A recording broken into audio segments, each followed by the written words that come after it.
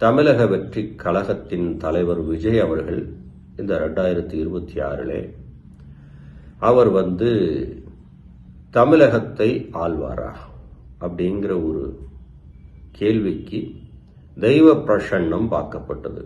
தெய்வ பிரசன்னம் பார்ப்பது என்றாலே சகுனங்கள் பார்க்கணும். நாம் பார்க்கின்ற இடத்தில் இருந்து தொலைவில் இருக்கின்ற தெய்வ ஆலயங்களுக்கு நாம் நேரடியாக செல்ல வேண்டும். அங்கே கிடைக்கின்ற சகுனங்களை நாம் பார்க்க வேண்டும். அதே போல ஆகாயங்களில் என்ன சகுனங்கள் தெரிகிறது அப்படிங்கிறதே நாம் பார்க்கணும். பார்த்ததுக்கு அப்புறம் தான் ஒரு கோவிலை கட்டுவது போல, ஒரு கோவில் கட்டுவதற்கு எப்படி நாம தெய்வ பிரசன்னம் நாம் பாரம்பரியமாக இன்றளவும் பார்த்து வருகின்றோமோ அதே போல இருக்கக்கூடிய முக்கியமான அரசியல் தலைவர்களுக்காகவும் நான் பார்ப்பதுண்டு. அந்த வகையில் புதிதாக துவங்கப்பட்டிருக்கக்கூடிய இந்த கட்சி தலைவருக்கு நாம் பார்த்திருக்கின்றோம். அதுபோல அவருக்கு புதிய சின்னமும் கிடைத்திருக்கிறது. இதை மனதில் நிறுத்திக் கொள்ளுங்கள். ஏன் திரும்ப திரும்ப சொல்றேன் அப்படின்னா, ஒரு தலைவன் வெற்றி அடைய வேண்டும், மக்கள் மனதிலே நிலை வர வேண்டும் என்றால் அதற்கு நிறைய காரணங்கள் தேவைப்படுகிறது. இந்த மீடியாங்கிற ஒரு காரணம், அதுபோக ஒரு உச்ச நட்சத்திரமாக வேற இருக்கிறார். அதுபோக நிறைய ரசிகர்கள் கூட்டத்தை நெஞ்சிலே சுமந்திருக்கின்றார்.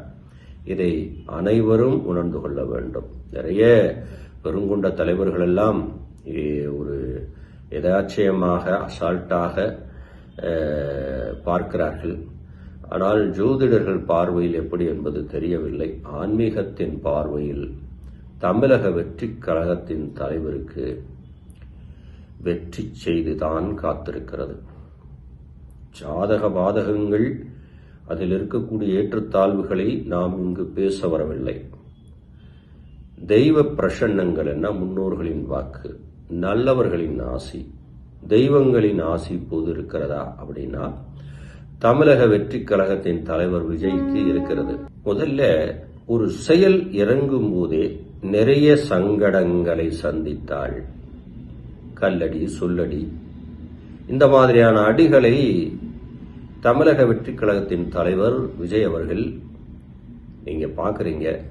மீட்டிங், அதில் நிறைய உயிர்கள் போனது, இதெல்லாம் நீங்கள் எதுவாக நினைக்கின்றீர்கள் அப்படின்னு நீங்க இதை பார்க்கக்கூடிய அத்தனை நல்ல உள்ளங்களும் சற்று யோசிக்க வேண்டும். எந்த கட்சி தொண்டராக இருந்தாலும் ஒரு மனிதன் துவக்கத்திலே சில இன்னல்களை சந்திக்கிறார் என்றால் சாதனை செய்ய போகிறார் என்ற அர்த்தம்.